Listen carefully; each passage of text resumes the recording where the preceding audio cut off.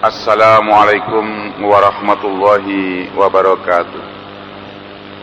Alhamdulillahilladzi an'ama alaina bi ni'matil iman wal islam. Asyhadu an la ilaha illallah wahdahu la syarika lahul malikul alam. Wa asyhadu anna Muhammadan abduhu wa rasuluhul mab'utsu bi syara'il islam. Allahumma shalli wa sallim wa barik ala nabiyyina Muhammadin wa ala alihi wa sahbihi wa man tabi'ahu bil layali wal ayyam, amma ba'd. Faqad qala Allah ta'ala fi kitabil karim, innamal khamru wal maisiru wal ansabu wal azlamu rijsum min amali syaitan. Wa qala sallallahu alaihi wasallam, kullu muskirin khamrun wa kullu khamrin haram. Sadaqallahul azim wa sadaqa rasuluhul karim. Jamaah subuh yang dimuliakan Allah, pada kajian kita yang lalu telah kita amati bahwa kenakalan anak-anak banyak disebabkan oleh lingkungan, baik di lingkungan keluarga, lingkungan masyarakat, maupun di tempat anak-anak itu belajar. Dan tidak kalah pentingnya juga karena banyaknya mengkonsumsi makanan atau minuman yang haram, menyebabkan anak-anak itu semakin jauh dari agama, semakin jauh dari akhlak yang mulia. Oleh karena itu kita harus berusaha menghindarkan anak-anak kita dari makanan-makanan yang haram, baik jenis makanannya maupun cara memperolehnya. Pagi hari ini mari kita mengkaji halnya yang dilarang oleh Allah dalam hal minuman. Banyak orang yang tidak mengerti bahwa minuman keras yang dikonsumsi itu sangat membahayakan. Apalagi sekarang digandengi dengan obat bius atau obat-obat berbahaya yang semuanya itu laksana pembunuh-pembunuh berdarah dingin. Bukan pisau, bukan pedang, tapi membunuh, yaitu minuman keras dan obat-obat yang berbahaya. Dan ini merambah sampai ke tingkat anak-anak yang paling kecil. Misalnya anak-anak sekolah, mulai dari sekolah dasar sampai sekolah menengah atas. Sudah banyak yang dijangkiti bau minuman keras. Kadang-kadang ada perkumpulan-perkumpulan, ternyata itu perkumpulan minum. Dan anak kecil mulai menonton, lama-lama ikut juga di dalamnya. Dan kalau sudah teracuni oleh minuman keras, maka perbuatan malu lepas dari diri mereka.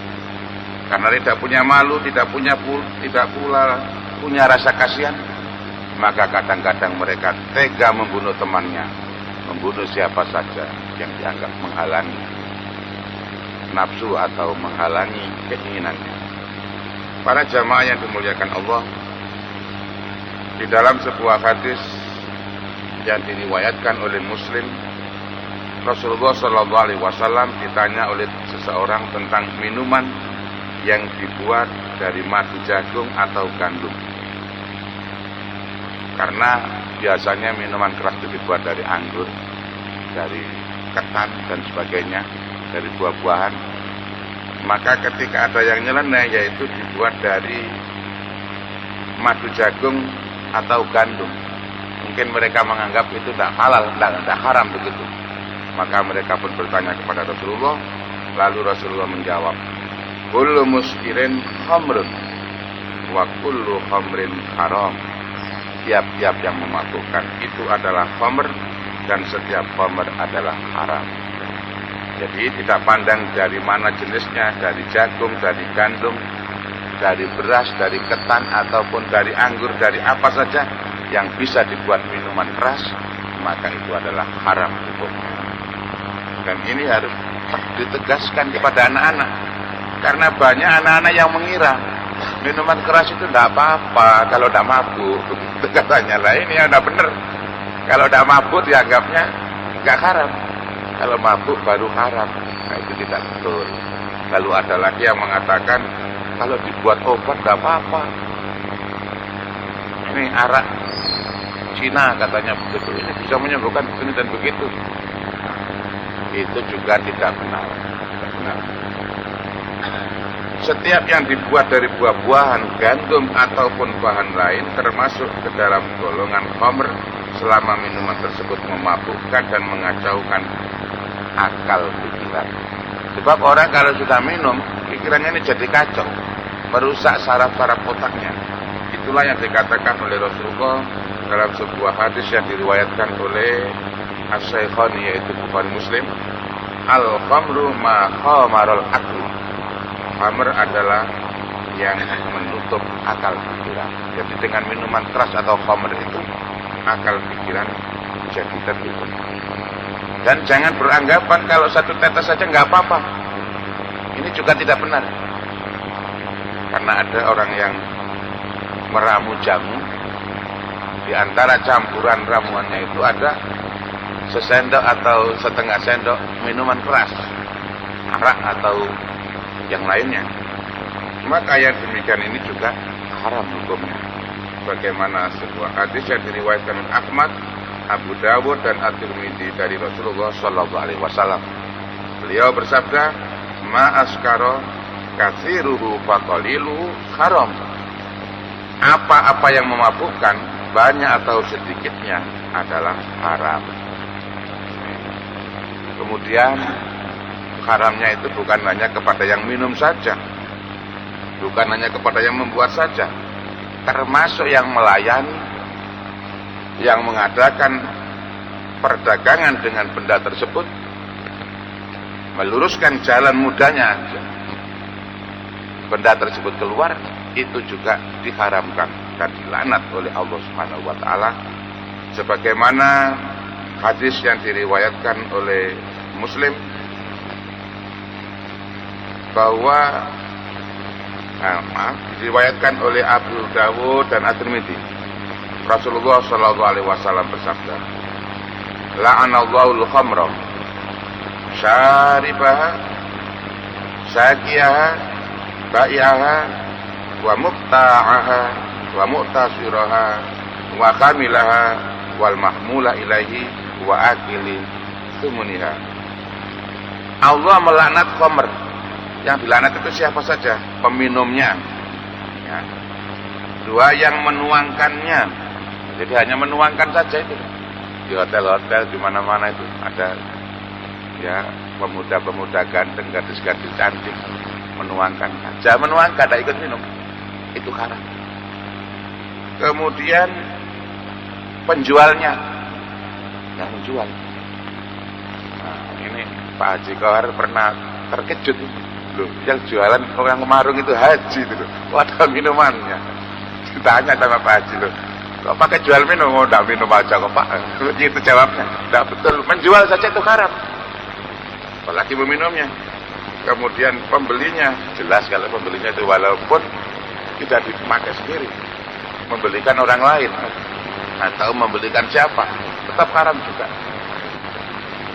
Kemudian yang membuatnya, jadi yang memproduksi, walaupun dia tidak minum tapi memproduksi saja. Kemudian pembawanya, hanya membawa saja itu haram.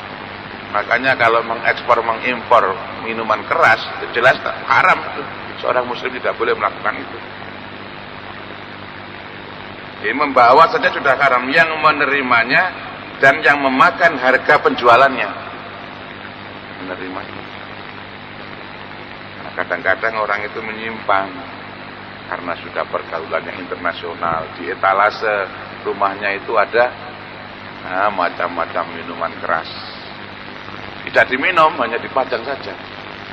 Itu pun tidak diperbolehkan. Mengingat hadis ini tidak perlu. Nah, kalau botolnya saja bagaimana? Ya lain lagi persoalan. Kalau masalah botol ini kan tempat, bukan tidak ada minumannya. Misalnya ada seorang kolektor botol bermacam-macam, yang tidak apa-apa. Tapi kalau ada isinya minuman keras itu tidak boleh. Yang jelas tidak boleh. Maka sebagai seorang muslim tak perlu menyimpan-nyimpannya demikian. Kadang-kadang kita ini karena kebanggaan sudah biasa melanglang buana, sudah 180 negara yang dikunjungi umpamanya, bangga dari negara sana membawa minuman keras ini tidak diminum, hanya dipajang saja. Itu pun juga tidak diperbolehkan di dalam Islam. Jadi menurut syariat Islam, dalam upaya menutup jalan kemungkaran, maka diharamkan bagi orang Islam menjual anggur kepada orang yang suka membuat khamr. Walaupun anggur itu halal, tapi ternyata kesimpulan yang membeli itu adalah pembuat minuman keras, maka kita dilarang untuk menjual kepada orang tersebut, kecuali kalau tidak tahu. Jadi kalau sudah tahu profesinya ini pembuat minuman keras, maka yang demikian itu tidak boleh.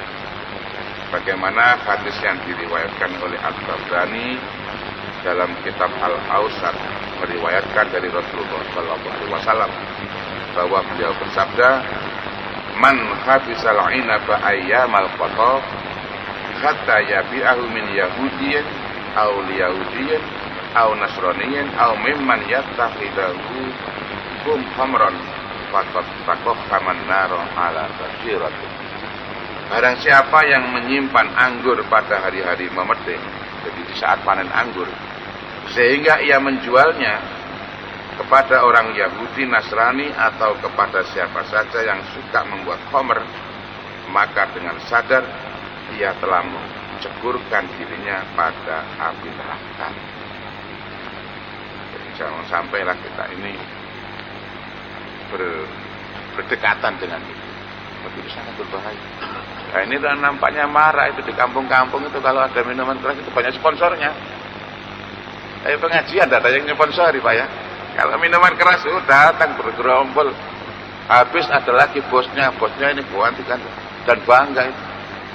Ada pula orang Islam yang merasa, wah saya ini orang nasional umum, ngaji ya bisa, minum ya bisa. Akhirnya punya hajat, beberapa hari punya hajatnya itu. Malam pertama nanggap orkes, namanya begitu. Malam kedua nanggap wayang. Malam ketiga pengajian. Nah ini katanya begitu itu. Setelah saya lihat itu, bahkan ketika nanggap wayang dan nanggap orkes itu didahului dengan minum-minuman keras.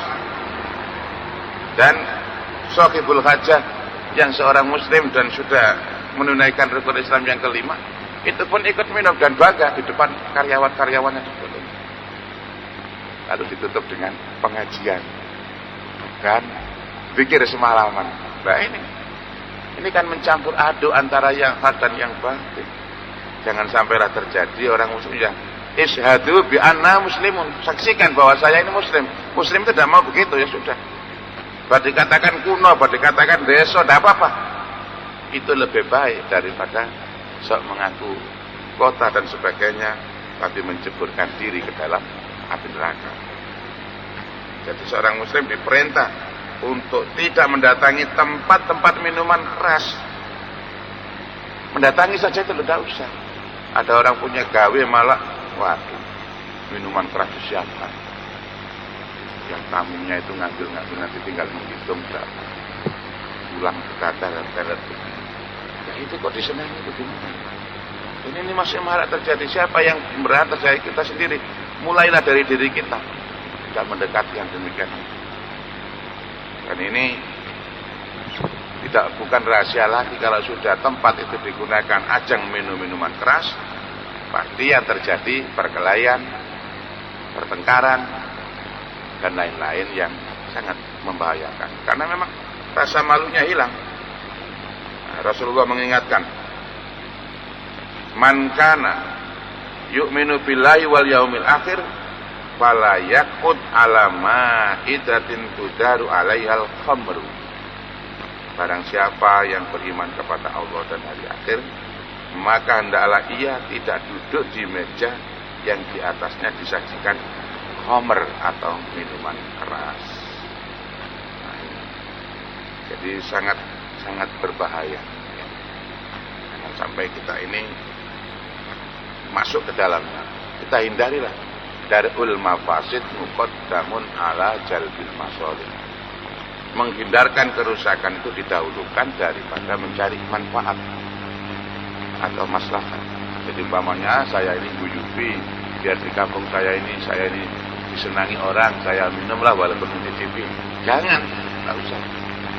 Itu menghindari bahaya, menghindari hal yang merusak itu kita dahulukan daripada mencari disenangi orang dan sebagainya. Barangkali demikian yang dapat saya sampaikan. Dan ada orang yang beralasan, wah saya gunakan untuk obat, apakah tidak boleh itu? Ini pernah pertanyaan itu di zaman Rasulullah. Ketika ditanyakan itu, Nabi Shallallahu Alaihi Wasallam bersabda, orang itu bertanya, innama asna'u walid dawain, qala alaihi salatu wassalam, innahu laisa bidawain walakinnahu da'un. Sesungguhnya yang membuatnya untuk obat itu bukan membuatnya untuk obat. Dia bersabda, sesungguhnya khamr itu bukan obat tetapi penyakit. Jadi orang mengatakan saya gunakan ini untuk obat. Gimana? Nabi menjawab, innahu laisa bidawain, itu bukan obat. Walakinnahu da'un, tetapi itu adalah penyakit. Para jamaah yang dimuliakan Allah, demikian yang dapat saya sampaikan. Saya mohon interaktif, sumbang saran dan usulan-usulan serta mungkin pertanyaan-pertanyaan dari para jamaah. Anda tidak ngantuk karena ini pagi hari. Kalau tidak semangat bisa ngantuk, ini bagus ya. Monggo dimulai dengan Pak Gano atau Pak Haji Kohar ini. Monggo silakan.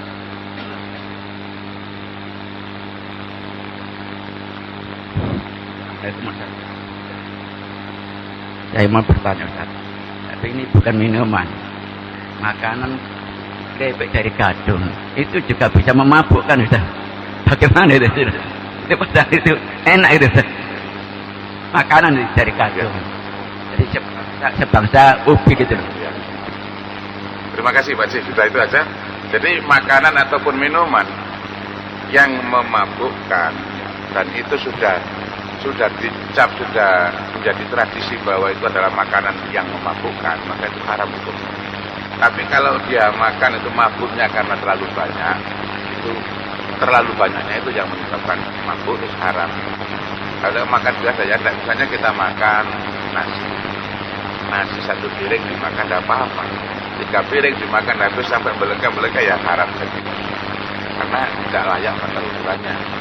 Misalnya makan 1 keripik ya, dimakan 1-2 tidak apa-apa, tapi makan 1 toples sampai mabuk karena ini juga haram hukumnya.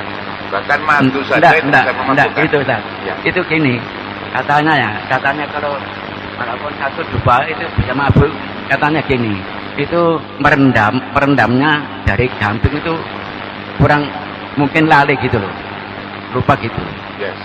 Terima kasih Wajib. Jadi kalau sudah tahu itu memabukkan, ya jangan dimakan. Haram saat itu, walaupun pada dasarnya itu tidak haram, tetapi karena memabukkan maka jadi haram.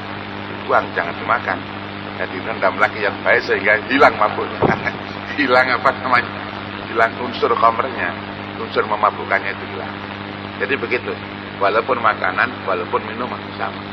Kalau memabukkan maka itu menjadi haram. Nah, kemudian yang berlebih-lebihan itu juga jadi haram. Kulu wasrabu wala tusrifu. Makanlah, minumlah, tapi jangan berlebihan. Berlebihannya ini jadi haram. Ya, mungkin karena kan.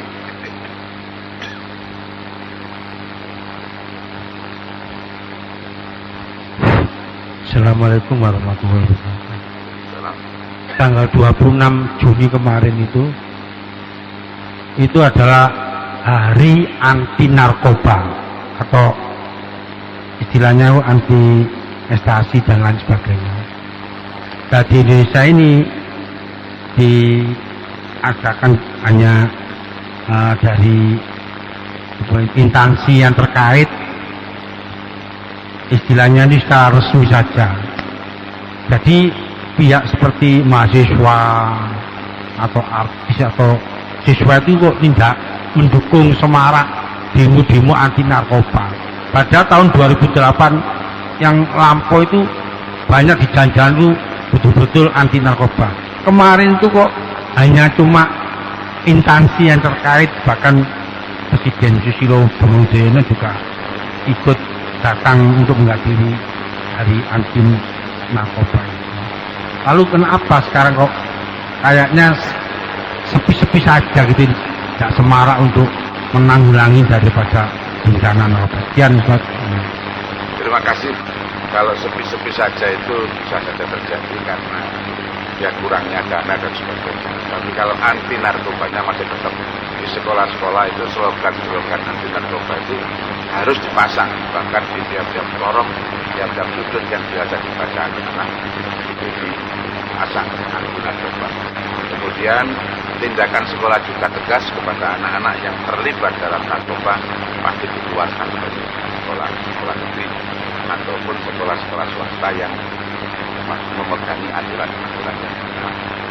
Jadi itu semarak di luarnya memang kurang karena mungkin adanya dana dan sebagainya, karena tahun 2009 ini kan bersamaan dengan berbagai macam acara pemilu legislatif, pemilu presiden dan macam-macam. Jadi ini mohon dimaklumi, tapi yang jelas semangat kita untuk anti narkoba itu harus kita teruskan.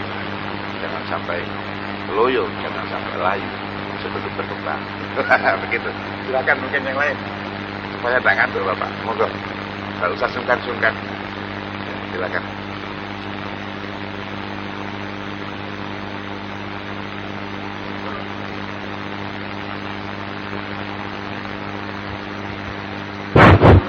Assalamualaikum warahmatullahi wabarakatuh. Waalaikumsalam. Yang kami tanya di sini Pak Ustadz, kami ini orang pelaut dari pelayaran. Dalam hal ini, dalam pemuatan di dalam kapal itu, kami sudah tahu itu barang haram. Anggo di bawah ke Irian. Yang saya tanyakan tadi, Pak Ustadz mengatakan yang membawa itu haram. Secara kami tidak tahu bahwa ini haram, apakah kami anak koda membawa barang itu. Jadi kapal itu banyak barang haram untuk bawa ke Irian. Saya minta penjelasan Pak Ustaz. Assalamualaikum warahmatullahi wabarakatuh. Nah ini karena pelayaran itu suatu organisasi perusahaan. Bapak tidak ikut berdosa, tetapi yang bertanggung jawab adalah penanggung jawab yang membawa itu maksudnya. Bukan sekedar membawa ini, karyawan-karyawan kapal itu kan ya kita pegawai biasa. Tidak tahu apa yang dimuat, yang urusan pemuatan kan ada sendiri. Nah yang ngurusi dan yang bertanggung jawab itulah yang kena dosa. Sedangkan nakoda kapal, awak kapal, selama mereka itu adalah orang-orang yang menjaga dari hal-hal yang dilarang oleh Allah, maka mereka tidak berdosa. Karena tidak tahu. Saya ini yang penting saya mengemudikan kapal. Kapal ini muatan apa itu urusan yang lain, urusan yang memuat. Nah, maka yang urusan yang mempunyai urusan memuat, apalagi memuat, mengekspor barang-barang yang haram, mereka itulah yang dosa. Sedangkan para pegawai dan sebagainya secara umum adalah tidak apa-apa. Tapi kalau jelas Bapak, misalnya kapal itu khusus mengirim benda-benda terlarang ini, maksudnya mengirim barang-barang haram ini tidak boleh. Gitu Pak ya. Oke, terima kasih Pak. Berhubung kami pelayaran, kami baru dengar juga ini karena kami sering ke laut, jadi kurang begitu dengar dia ceramah-ceramah. Iya, betul. Saya tadi kaget karena Pak, saya ingat lagi saya sering bawa barang itu ke Irian. Iya. Kalau kena taruh begini repot. Jadi kalau kita mati bawa apa lagi tadi? Terima kasih Pak. Ya, jadi yang bertanggung jawab itu Pak, pengimpor, pengekspornya itu Pak, yang berdosa. Oke, terima kasih. Silakan yang lain.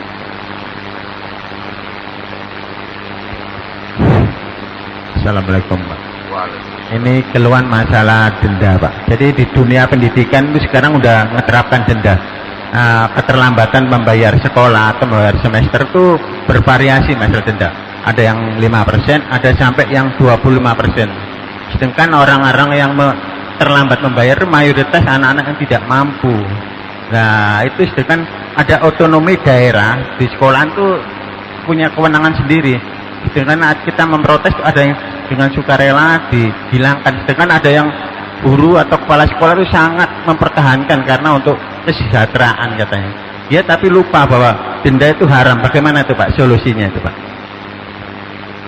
Jadi ini masalah pendidikan antara denda ya. Denda karena keterlambatan membayar dan sebagainya. Ini hendaklah dirundingkan baik-baik. Jangan sampai menimbulkan fitnah, menimbulkan hal-hal yang tidak diinginkan. Apalagi kalau yang nunggak bayaran administrasi itu adalah orang-orang yang tidak punya. Maka komite sekolah bertanggung jawab untuk merundingkan dengan pimpinan sekolah dan manajemen sekolah. Jangan sampai itu merugikan anak-anak yang sedang belajar. Biarkanlah anak-anak itu belajar, urusan biaya itu adalah orang tua. Dan apabila ada denda dan sebagainya, maka komite sekolah lah yang bertanggung jawab. Kalau perlu ya nggak ada denda untuk pendidikan, nggak perlu ada denda. Keterlambatan dan sebagainya ya diatur sebaik-baiknya. Kalau ada kas dana cadangan dan sebagainya itu bisa dipakai.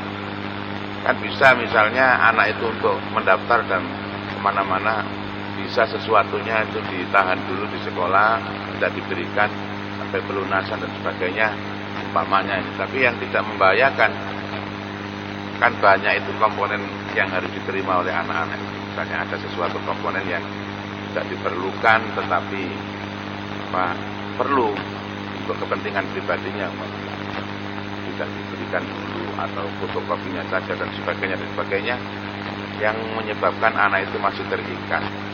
Dan seandainya itu tidak punya sama sekali pun harus melapor ke komite bagaimana cara komite itu mengatasi. Kalau memang betul orang lain tidak mampu, masa dipaksa orang tidak mampu, mana nanti hutang pada rentenir menjerat dirinya tambah bahaya lagi. Nah ini harus dampak sosial yang demikian harus kita pikirkan. Inilah komite sekolah itu bermakna di sini. Jangan komite sekolah hanya dompleng saja ya. Pokoknya kegiatan begini malah kalau perlu ikut sama-sama mencekik menggali ya tidak boleh. Jadi harusnya ikut membantu komite sekolah, kemudian ya, hal-hal yang terkait dengan sekolahan itu sendiri. Semua itu ikut berpikir. Memang masalah kemiskinan ini harus dipikirkan bersama. Dan alhamdulillah pemerintah kita saat ini kan sudah mencanangkan pendidikan gratis. Walaupun tidak 100% gratis, tetapi banyak dana-dana yang besar yang sudah ditanggung oleh pemerintah, baik untuk sekolah negeri maupun untuk sekolah swasta. Maka ini sudah keuntungan yang cukup besar, tinggal mengefektifkan saja. Jadi kalau ada sekolah yang masih mendenda dan sebagainya, ya komite sekolah bertanggung jawab untuk mengkonsolidasikan, sehingga jangan sampai mencekik masyarakat bawah yang memang betul-betul ekonomi lemah. Demikian Pak Duja. Mudah-mudahan kita semua ini ikut membantu. Jangan sampai kita diam saja. Walaupun kita bukan pengamat, tapi ya pedulilah pada pendidikan. Seperti Pak Agus ini memang anggota dari pengurus peduli pendidikan. Jadi beliau ini selalu memperhatikan dan memperhatikan tadi juga. Jangan Pak Agus saja, semuanya kalau bisa itu memperhatikan dan melaporkan pada Pak Agus mengenai hal-hal yang pas untuk pendidikan kita. Demikian mungkin yang lain. Pak Haji barangkali dari pengalaman dari banyak karyawan-karyawan pemerintah dan pelabuhan ini ya. Ini mungkin banyak pengalamannya. Monggo Pak, silakan. Barangkali masih ada pertanyaan ataupun masukan-masukan. Silakan Pak. Pak Haji Nurdin mungkin.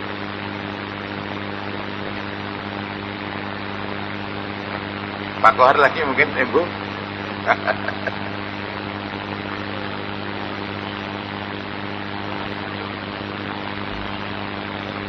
Pakai mic.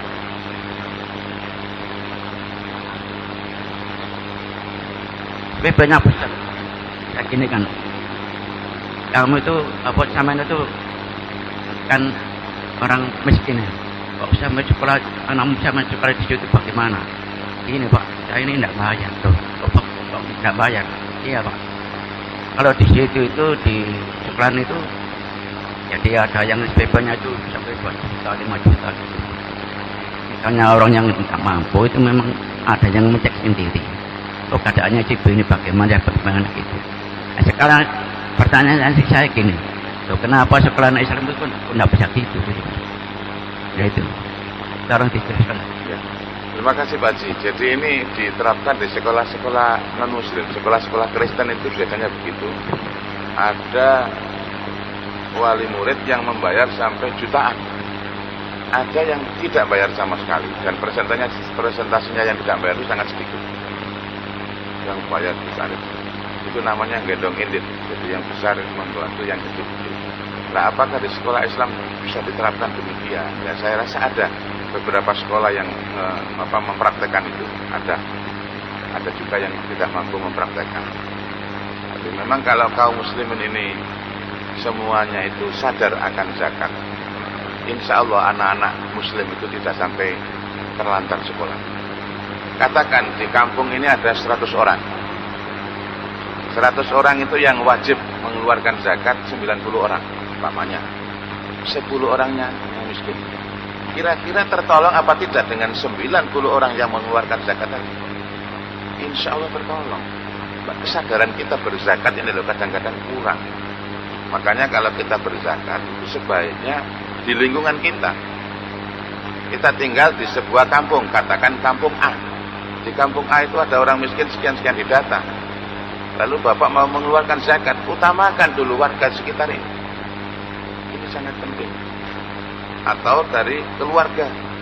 Atau dari keluarga saya, saudara sepupu saya, saudara saya, anak-anaknya mungkin pun sudah cukup semuanya. Nah, baru ke tempat yang lain. Tetangga ini didahulukan setelah keluarga. Nah, kadang-kadang orang ini kan berbangga dari jauh selatan kota sana membayar zakat ke Perak. Dari Perak membayar zakat ke sana. Nah, ini kan tidak pas. Jadi sebaiknya itu pada lingkungannya sendiri. Dan ini seharusnya dihidupkan. Kadang-kadang kita ini berebut itu, yayasan ini berebut dengan itu. Ya Pak Ji ya, sana zakat ini. Akhirnya masyarakatnya di sekitar orang-orang kaya itu tidak kebagian. Nah, itu tidak betul. Jadi harusnya distribusi zakat ini perlu diatur sebaik-baiknya. Kalau perlu lembaga zakat itu ya dari lembaga yang resmi saja, jangan yang lain-lain. Banyaknya lembaga akhirnya berebut. Para donatur, para infaktor ya, apa itu ya? Para infak ya, para yang memberi infak tersedot ke suatu tempat dengan di sekitar situ tidak kebagian. Nah, ini perlu diatur. Mudah-mudahan nanti dari pemerintah itu ada aturan seperti itu. Walaupun sudah ada badan amil zakat, infak dan sedekah yang namanya basis, itu dihidupkan yang lebih hidup sampai tingkat yang paling rendah, yaitu tingkat RW misalnya gitu. Itu kalau di skopnya diperkecil sampai ke tingkat RW, insya Allah bagus itu berjalan. Nah, mudah-mudahan acara-acara dan sistem-sistem yang baik itu kita dukung. Kita dengan adanya ekonomi yang kuat, maka kemelaratan akan teratasi. Sebab kadang-kadang yang minum minuman keras ini bukan orang kaya loh Pak. Anak-anak tidak mampu kadang-kadang yang minum minuman itu. Loh kenapa kok begitu? Ada sponsor maksiat itu banyak. Daripada kamu susah-susah, ikut minum. Akhirnya terbiasa minum kacau. Tapi kalau ekonomi tertata dengan rapi, insya Allah diajak ibadah juga gampang. Ya Pak, orang miskin tidak punya apa-apa, diceramahi terus, males. Saya tidak butuh ceramah, saya butuh makan. Nah ini. Coba di daerah pinggiran kota itu banyak orang miskin itu tidak beragama Islam. Saya pernah kecelek itu. Ya itu kecelek bahasa Indonesia apa itu takut. Ada seorang murid ini, seorang siswa. Namanya nama Islam, perempuan lah. Ketika itu dites baca Al-Quran. Pak, saya non muslim Pak. Kaget. Ternyata anak tersebut dari lingkungan ekonomi lemah yang kemudian ditarik oleh pihak agama lain karena diberikan bantuan dan masuk. Terjadi. Namanya masih belum berubah. Makanya saya kecelek loh, namanya Islam dipanggil. Ternyata, maaf Pak, saya non muslim. Semuanya terjadi. Kan salah siapa? Salah kita sendiri. Kita kaum muslimin tidak pandai-pandai mengulurkan tangan, bukan cuma mencari bantuan, tapi mengulurkan tangan. Kita terjun ke masyarakat yang paling kecil, memberikan bantuan dan mengajak mereka untuk berbuat kebaikan. Tapi jangan hanya mengajak, tapi tidak pernah bantu. Mereka tahu, saya ini tidak butuh ceramah, saya butuh sesuap nasi apa kata kita kalau sudah demikian. Maka jadilah kita ini muslim yang kuat. kuat hartanya, kuat fisiknya, kuat mentalnya, dan kuat segala-galanya. Itulah yang disenangi oleh Rasulullah SAW. Pada jamaah kiranya hari sudah mulai siang, maka kita akhiri pertemuan kita ini dengan doa kafaratul majlis. Subhanakallahumma wa bihamdika, nasyhadu an la ilaha illa anta, nastaghfiruka wa natubu ilaik. Rabbana atina fid dunya hasanah wa fil akhirati hasanah wa qina adzabannar. Subhana rabbika rabbil izzati amma yasifun. Wassalamun alal mursalin. Walhamdulillahi rabbil alamin. Wassalamualaikum warahmatullahi wabarakatuh.